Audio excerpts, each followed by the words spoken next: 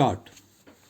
We should neither accept any theories nor adopt any views, however valuable the advocates of such may be, except we are convinced that they are authorized and have been tested and attested by those upon whose veracity we can rely, or unless our reason approves of them, and we have ample proof that though they may have some defects, their adoption will be valuable to us in the main, that we may employ them to the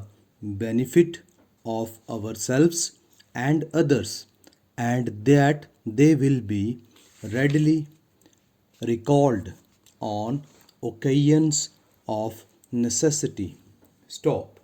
No matter how opposite the arguments may appear which are adduced to move us from an opposite opinion, we should be as adamant in the face of any demand upon the feelings which our reason does not sanction. Stop.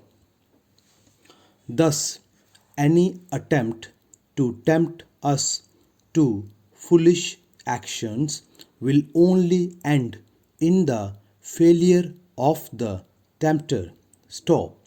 We have been endowed with mental faculties for and above those with which the lower animals are endued, in order that we may protect ourselves from our enemies and may add to our happiness. Stop.